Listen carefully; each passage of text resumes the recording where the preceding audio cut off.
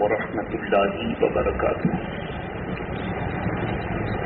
الحمد للہ نحمده ونستعینه ونستغفره ونؤمن به ونتوکل علیہ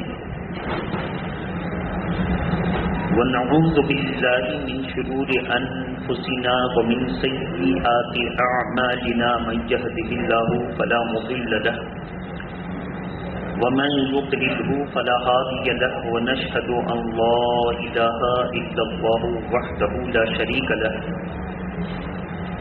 ونشهد ان سيدنا محمدا عبده ورسوله اما بعد فاعوذ بالله من الشيطان الرجيم بسم الله الرحمن الرحيم يا أيها الذين آمنوا كتب عليكم الصيام كما كتب على الذين من قبلكم لعلكم تتقون أياما معدودة وقال الله تبارك وتعالى في القرآن المجيد شهر رمضان الذي أنزل فيه القرآن هدى للناس وبينات من الله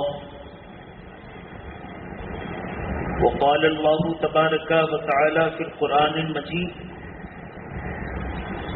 إن الصلاة تنهى عن الفحشاء والمنكر صدق الله العلي العظيم۔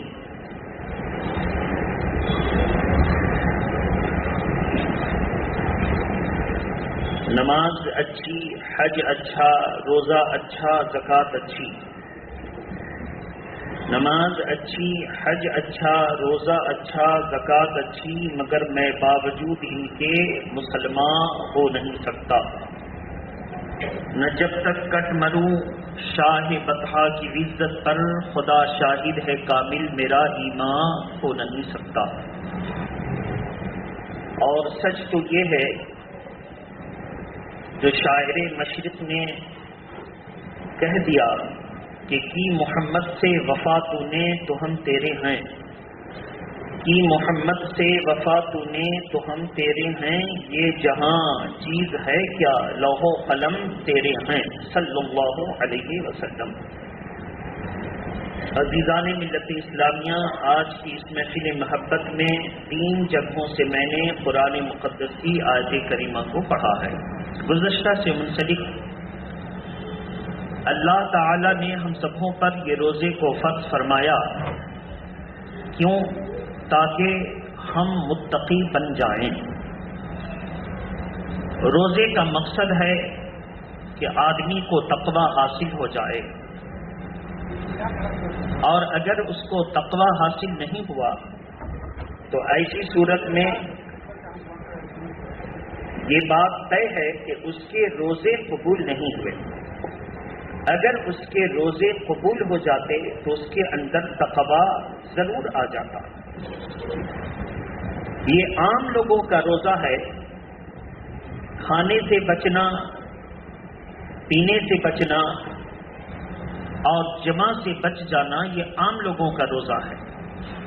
خواص کا روزہ ہے گناہوں سے بچ جانا، چغلی، جھوٹ، غیبت، شکایت، قتل و غارت گری، سود خوری، حرام کاری، زنا، ہر گناہ سے بچ جانا، یہ خاص لوگوں کا روزہ ہے۔ اور جب ہر گناہ سے وہ بچ گیا تو اس کو تقوی حاصل ہو گیا۔ تقوی ہے کیا؟ محبت کے ساتھ درود شریف پڑھ لیجیے، اللہم صلی علی سیدنا شفینا حبیبنا مولانا محمد وعلی آلہ واصحابہ وبارک وسلم صلاۃ و سلاما علیک یا رسول اللہ۔ بزرگوں نے اس کی مثال یہ بتائی ہے کہ آپ بہترین قسم کا پینٹ جو دیوار کے اوپر رنگ و روغن میں آپ کام میں لاتے ہیں، اعلیٰ کوالٹی کا آپ پینٹ لے لیں اور اس کو کائی لگی ہوئی دیوار پر آپ مستری کو کہیں اسی پر ڈال دو، اور مستری اعلیٰ کوالٹی کے رنگ کو کائی لگی دیوار پر، جس کو انگلش میں ایلگی کہتے ہیں، اسی پر چڑھانا شروع کر دیں تو قیمتی رنگ و روغن کا کوئی فائدہ آپ کو ملے گا؟ چند دنوں میں آپ دیکھیں گے یا گھنٹوں میں آپ دیکھیں گے کہ کائی سوکھ گئی اور وہ آپ کا قیمتی رنگ زمین بوس نظر آ رہا ہے۔ تو پہلے آپ مستری کو حکم دیں گے کہ یہ تمام جتنے کوڑا کرکٹ، درخت، پیڑ پودے، کائی، گرد و غبار، پہلے اس کو صاف کرو۔ وہ سیمنٹ جو ٹوٹ پھوٹ کر کے اکٹھا ہو گیا اس کو ہٹاؤ۔ جب دیوار مکمل صاف ہو جائے گی تو تمہارا پینٹ چھٹے گا۔ بلا تشبیہ و تمثیل آدمی روزہ رکھے اور گناہوں کی کائی کو اپنے جسم سے الگ نہ کرے۔ آدمی روزہ رکھے، جھوٹ کی کائی سے بچ نہ سکے۔ آدمی روزہ رکھے، غیبت کی کائی سے بچ نہ سکے، اور روزہ اس نے رکھ لیا تو اس کا مطلب یہ ہوا کہ روزہ اوپر چڑھا، کائی کا جب غلبہ ہوگا تو اس کے تقوی کو ختم کر دے گا، اس کی پرہیزگاری کو ختم کر دے گا۔ لہذا بزرگوں نے فرمایا جب اس مثال سے یہ بات واضح ہو گئی تو ہمیں چاہیے کہ جب ہم روزہ رکھیں تو روزہ کے تمام داعی کو قبول کر لیں، اور روزہ جن چیزوں سے منع کرتا ہے ان کو چھوڑ دیں تو اللہ کا تقوی حاصل ہوگا۔ تقوی کہتے کس کو ہیں؟ اتقو، اس کا دو معنی آتا ہے۔ ایک معنی ہے بچنا، اور ایک معنی ہے اس کے مصدر کا ڈرنا۔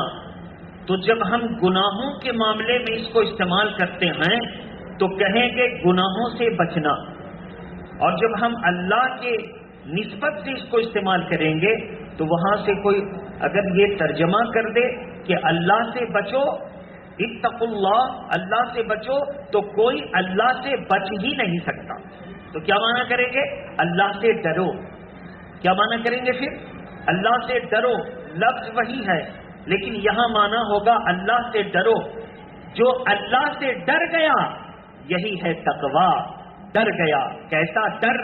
وہ ڈر بنی اسرائیل کے 3 آدمی تھے۔ ایک آدمی کا واقعہ، ایک موقع پر اس کی چچا زاد بہن پریشان ہو کر اس کے پاس آئی، کہا تو امیر ہے اور ہے میرا چچا زاد بھائی، تو میرے گھر میں فاقہ کشی ہے، کچھ غلہ کا انتظام کر دے۔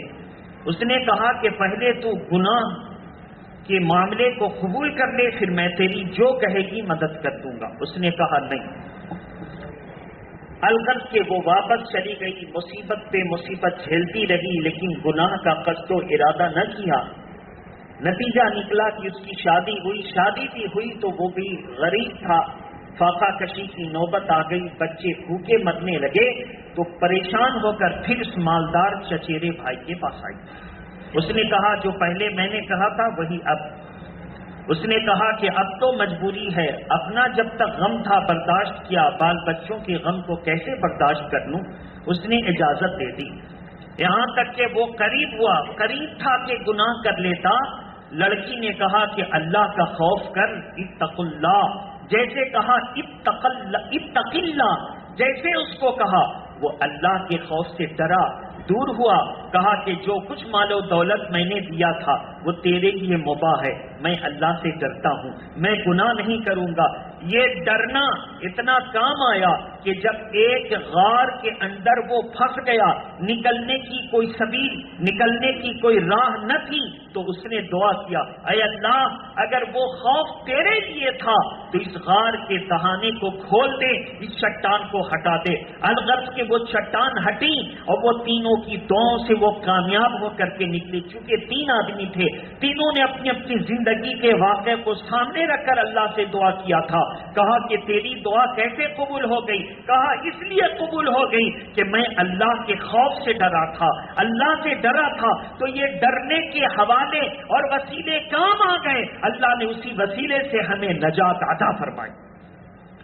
تو یہ ڈرنا اتنا فائدہ مند ہے۔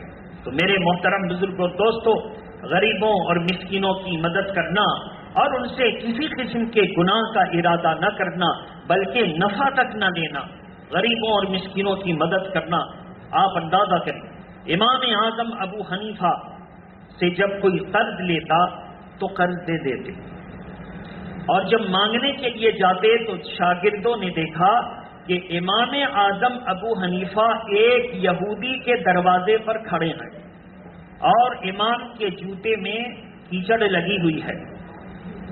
تو میں نے چاہا کہ امام کے جوتے کو لے کر یہودی کی دیوار سے رگڑ کر کیچڑ صاف کر دوں، ہوتا نا یہ دیوار ہے، آدمی کیچڑ صاف کرنا شروع کر دیا۔ امام نے کہا خبردار، یہ اس یہودی کی دیوار ہے جس یہودی کو میں نے قرض دیا ہے، اگر اس کی دیوار سے میں نے کیچڑ صاف کی تو یہ سود میں شمار ہوگا، اس کو میں نے قرض دیا ہے نا، اس کو میں نے روپیہ دیا ہے، اگر میں نے کیچڑ صاف کر دی، یہ صاف کر دی تو سود میں شمار ہوگا، اور میں اللہ سے ڈرتا ہوں، صاف نہیں کیا۔ یہودی کی نظر پڑی کہ مسلمانوں کے امام اتنا ڈرتے ہیں اللہ سے، اتنا بچتے ہیں، فوراً باہر آیا، اس نے کہا سب سے پہلے قرضہ تو دیں گے، انتظام ہو گیا ہے، مگر اس سے پہلے ہمیں کلمہ پڑھا کر مسلمان کر لیجئے۔ جب مسلمان کے اندر اللہ کا خوف، تقوی اتنا ہوگا، وہ مسلمان کبھی غلط پر نہیں ہو سکتا، صحیح ہو سکتا ہے۔ آپ کا مذہب اتنا اچھا ہے، آپ کا دین اتنا پیارا ہے، آپ کے معاملات اور اخلاق اتنے اچھے ہیں، پتہ چلا اسی کو کہتے ہیں اچھے اخلاق۔ آج کل لوگ اچھے اخلاق کا مطلب کیا لیتے ہیں؟ اگر ان کے گھر میں کوئی نقصان کر دے تو مارنے مرنے کے لیے تیار ہو جاتے ہیں، وہ اپنا چچیرا بھائی ہو، خلیرا بھائی ہو، یہ آپ دیکھتے ہوں گے۔ لیکن اگر اللہ کی شان میں کوئی گستاخی کرے، رسول کی شان میں گستاخی کرے، مسجد کی توہین کرے، امام کی توہین کرے، تو ذرہ برابر کوئی فرق نہیں پڑتا، کہا چھوڑو جانے دو، وہ تو ہوتا ہے، صبر کر لیں گے، ہوتا ہے وہ۔ تو اس کو اخلاق نہیں کہتے، اس کو بزدلی کہتے ہیں۔ اللہ تعالیٰ فرماتا ہے جب تم میرے معاملات میں سستی کرو گے اور تم کبھی مصیبت میں گرفتار ہوگے تو ہم تمہاری مدد نہ کریں گے۔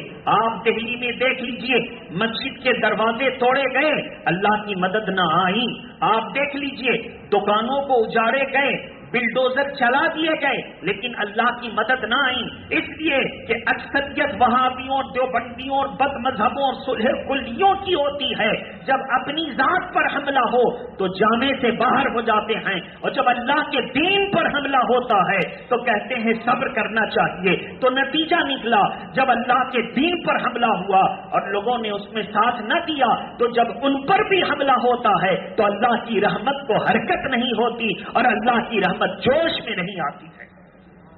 مانے نہ مانے آپ کی مرضی ہے، لیکن صحیح یہی ہے۔ اللہ کے پیارے نبی صلی اللہ تعالی علیہ وسلم نے ارشاد فرمایا، جب تم اپنے بھائی کی مصیبت کے وقت مدد نہیں کرو گے اور تم مصیبت میں گرفتار ہوگے تو تمہاری بھی مدد نہیں ہوگی۔ جب ایک مسلمان بھائی کا یہ حال ہے تو اللہ کے دین اور نیک لوگوں کا کیا حال ہوگا؟ اس لیے اگر کوئی زبان سے کہے کہ خبردار تو غلط بول رہا ہے، زبان سے بول کر کے حق ادا کیجیے۔ اگر آپ کچھ کر سکتے ہیں تو کر کے حق ادا کیجیے، اور اگر آپ طاقت کے ذریعے روک سکتے ہیں تو روک کر کے حق ادا کیجیے۔ یہی تقویٰ ہے۔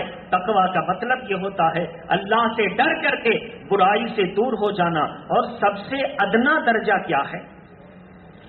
سب سے ادنا درجہ ہے کہ دل سے برا جاننا. وہ ظالم ہے، وہ پھر مارے گا، ہمیں پریشان کرے گا، پولیٹیکل اعتبار سے ہم کو پھنسا کے جیل میں ڈال دے گا اور تھانہ پولیس بھی کروا دے گا. تو دل میں برا جانے. اے اللہ تو گواہ ہے کہ میرا دل گواہی دیتا ہے یہ ظالم اور غلط کر رہا ہے. دل میں اگر برا جانتا ہے جبکہ یہ ادنا درجہ ہے، مگر اس سے فائدہ یہ ہوگا کہ جب اللہ کا عذاب آئے گا تو دل سے ظالموں کے ظلم کو برا جاننے والے کو سزا نہ ملے گی، ظالموں کو سزا ملے گی. یہ ہے. درود شریف پڑھیں. اللہم صلی علی سیدنا شفیعنا حبیبنا مولانا محمد والی واصحابہ وبارک وسلم صلاۃ و سلام علیک یا رسول اللہ صلی اللہ تعالی علیہ وآلہ وسلم. تو میرے محترم بزرگ اور دوستو، قرآن نے یہی کہا تم روزہ رکھو. کیوں روزہ رکھو؟ تاکہ تم متقی بن جاؤ. تمہارے دل میں یہ بات پیدا ہو جائے کہ تمہارے دل میں اللہ کا خوف ہے. اور جب تم اللہ کا خوف اپنے دل میں محسوس کرنے لگو گے تو اللہ کا وعدہ ہے جس کے دل میں میرا خوف ہوگا، ہم دو خوف اس کے دل میں جمع نہیں کریں گے. دو خوف اس کے دل میں جمع نہیں کریں گے. یا تو اللہ کا خوف ہوگا یا دنیا کا خوف ہوگا. دل میں اللہ کا خوف ہوگا تو کسی دنیا دار کا خوف نہ ہوگا، اور اگر دل میں اللہ کا خوف نہیں ہوگا تو پھر ہر دنیا دار کا خوف ہوگا. دو خوف اللہ ایک دل میں جمع نہیں کرے گا. تو میرے محترم، اب آئیے شب قدر سے متعلق اللہ کے پیارے نبی صلی اللہ تعالی وسلم نے ایک مرتبہ اپنے صحابہ کو بنی اسرائیل کے ایک ایسے مجاہد صائم الدہر کا ذکر فرمایا. دہر منے زمانہ، صائم منے روزہ رکھنے والا. مطلب یہ ہوا کہ پورے سال روزہ رکھنے والا.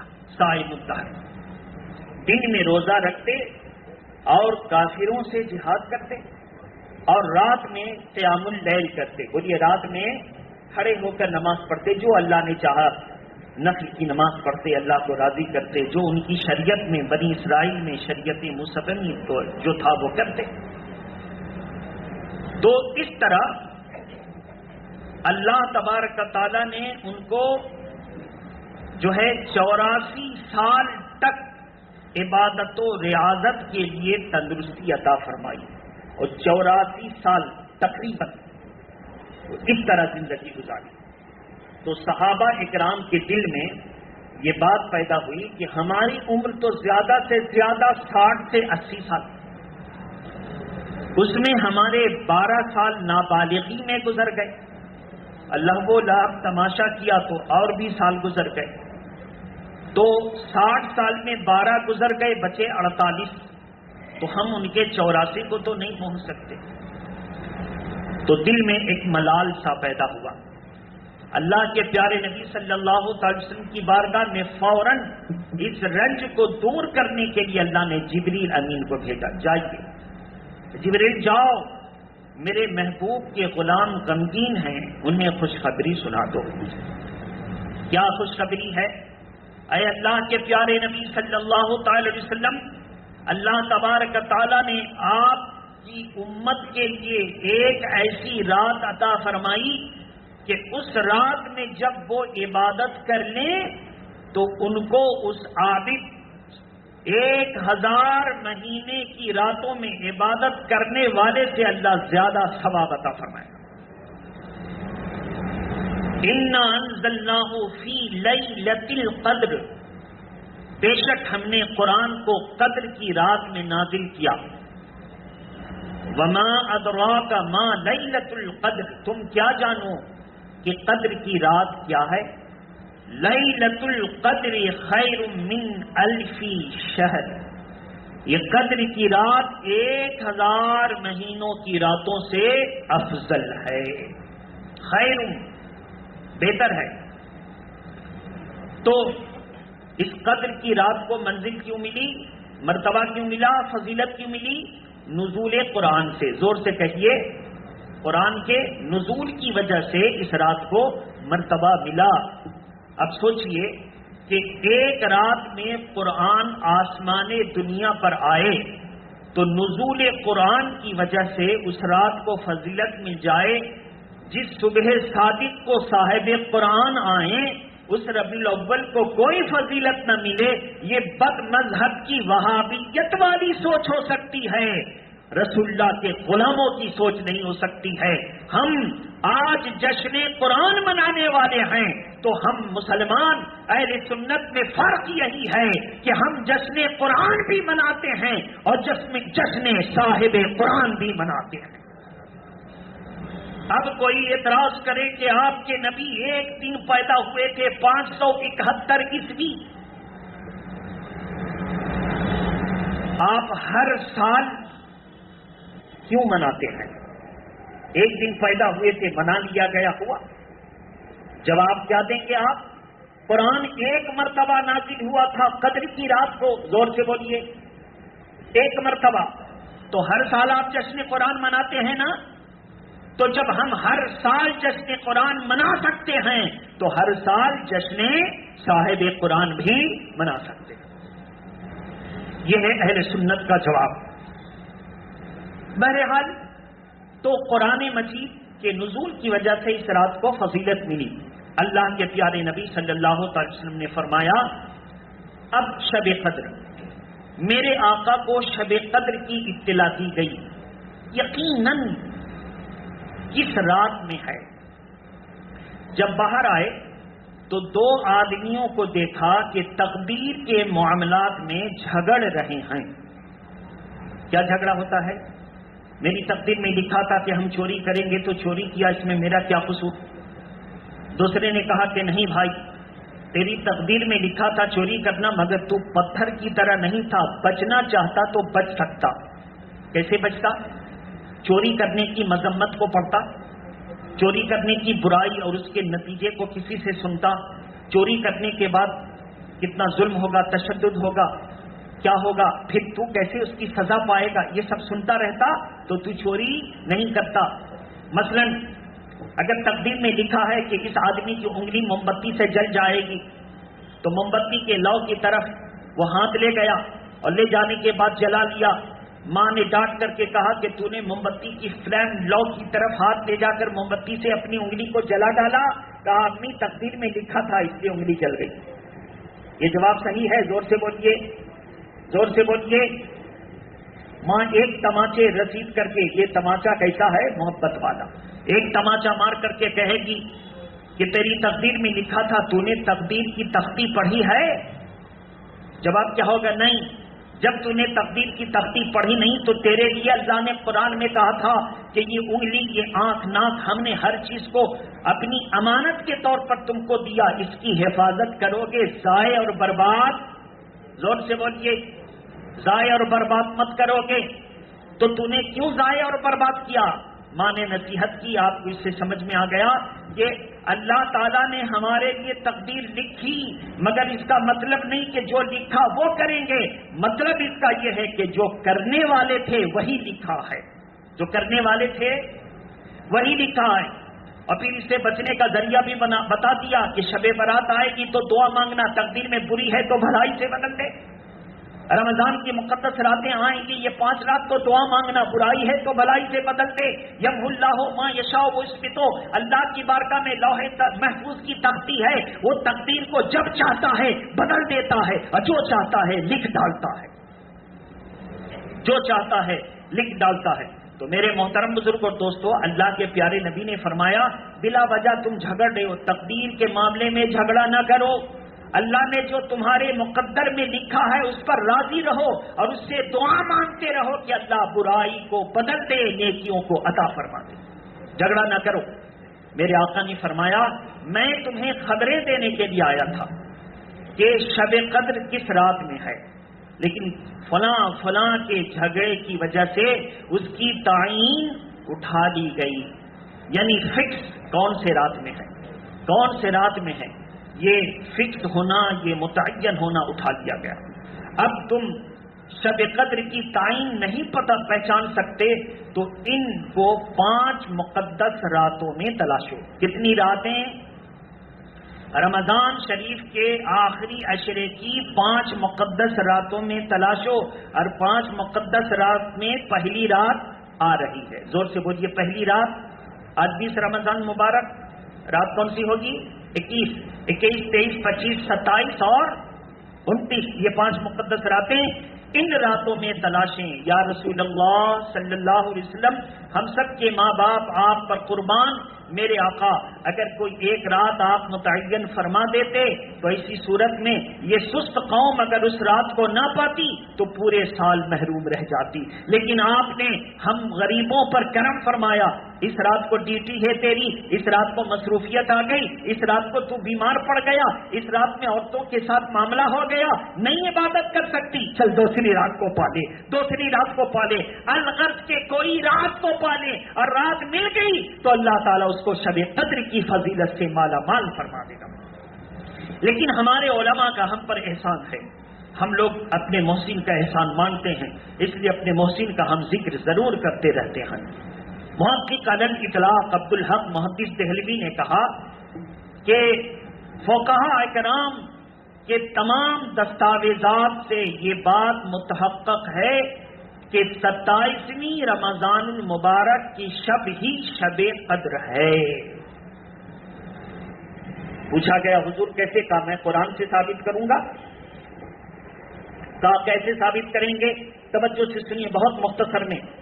لیلۃ القدر کا لفظ 3 بار آیا ہے قرآن میں. کتنی بار؟ سورہ قدر میں. کیسے؟ انا انزلناہ فی لیلۃ القدر وما ادراک ما لیلۃ القدر لیلۃ القدر خیر من الف شہر. کتنی بار آیا؟ 3 بار. ایک لیلۃ القدر میں کتنے الفاظ ہیں؟ 9. زور سے بولیے کتنے ہیں؟ لام قاف دال ہے نا. لیلۃ القدر کتنے الفاظ ہیں؟ 9. توجہ چاہوں وقت کم ہے. 9 الفاظ کو 3 سے ضرب دیں گے تو کتنے ہوں گے؟ 27 ہو گئے نا. فرمایا کہ 27 رمضان ہی شب قدر ہے. کہا کہ حضور کیسے؟ کہا کہ اب آئیے پورے سورہ قدر میں 30 الفاظ ہیں. کتنے الفاظ؟ حرف کہتے ہیں الف با تا سا کو، اور الفاظ کہتے ہیں بامانہ لفظ کو. جیسے ہو وا وہ ایک مرد ہے، یا یہ وہ ایک عورت، ذالکا وہ ایک مرد، تانیکا وہ ایک عورت، ہاذا یہ ایک مرد، ہاذی یہ ایک عورت، وغیرہ وغیرہ. پھر اس میں لفظ اگر ملائیے تو اور بھی بہت سارے لفظ بن، جیسے اس نے مارا، وہ کھایا، وہ پیا، یہ سب لفظ ہے. حرف کس کو کہتے ہیں؟ الفابیٹ کو. ایک اے بی سی ڈی یہ حرف ہے. لیکن اے بی سی ڈی سے مل کر کے کوئی ایسا لفظ بنے جس کا معنی ہو تو اس کو کیا کہیں گے؟ لفظ. کیا کہیں گے؟ لفظ. بہرحال تو میرے محترم بزرگوں دوستو اس میں 30 الفاظ ہیں. اور حیا، حتی، مطلع الفجر، یہ حیا 27ویں نمبر پر ہے. زور سے بولیے. حیا 27ویں نمبر پر ہے. اور حیا اشارہ کر رہا ہے لیلۃ القدر کی طرف. اس سے پتہ چلا لیلۃ القدر میں 9 کو 3 سے ضرب دیا تو 27 بچے. اور حیا حتی مطلع الفجر قدر کی آخری آیت کریمہ میں حیا اس طرف اشارہ یہ لفظ کر رہا ہے کہ قدر کی رات اور کوئی رات نہیں ہے، وہ 27 رمضان ہی کی رات ہے. کیوں متعین فرما دیا؟ بزرگوں نے ہم پر پھر احسان کیا. میرے آقا نے تو احسان کیا اس معنی کر، بزرگوں نے اس لیے احسان کیا کہ تو 5 رات کو مشقت کر کے جاگ نہیں سکتا، 1 رات کو تو جا سکتا ہے، اس لیے 1 رات کو جاگ لے، 5 رات کو مشقت نہیں کرتا ہے، یہ سستی ہے. ممکن ہے کہ تو شب قدر کو پالے اور تیری نجات ہو جائے. یہ بزرگوں کا احسان ہے. میرے محترم بزرگوں دوستو اس لیے ان قدر کی راتوں اپنے روزے کی حفاظت کیجیے.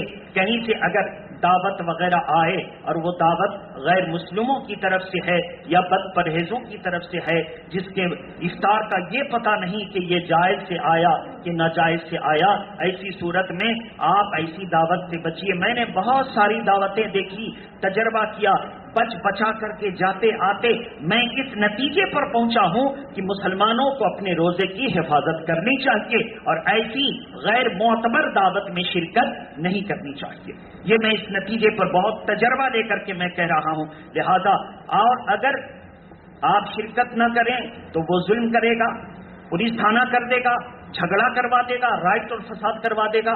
تو ایسی صورت میں آپ چھوٹی سی بوتل میں اپنا پانی اور آپ کھجور لے کر جائیں. آپ اپنے دیے ہوئے سے افطار کریں اور اس کے بعد شرکت کر کے آپ جہاں تک ہو سکے چل آئیں، اس لیے کہ روزہ اللہ کے لیے، زور سے بولیے، روزہ اللہ کے لیے اور بچانا بھی اللہ کے لیے۔ کل قیامت کے دن اگر ضائع ہو گیا، پوری محنت ضائع ہو گئی، ہو سکتا ہے کہ کسی چمچے کو میری بات بری لگے تو بری لگے، میں نے تو سوچ ہی دیا ہے، سر پہ میرے کفن ہے، باتیں کروں گا تو سچی کروں گا، حق کروں گا، ہو سکتا ہے کہ میرے خلاف کوئی فساد فتنہ کرے، کوئی فرق نہیں پڑتا۔ جب ہم اللہ کے لیے مر گئے تو کتنی بار مارو گے؟ اللہ کے لیے مر گئے تو کتنی بار مارو گے؟ اپنے روزے کی حفاظت کرو، اپنے من میں ڈوب کر باجا سراغ زندگی، تو میرا نہیں بنتا نہ بن، اپنا تو بن۔ وآخر دعوانا ان الحمد للہ رب العالمین۔ السلام علیکم۔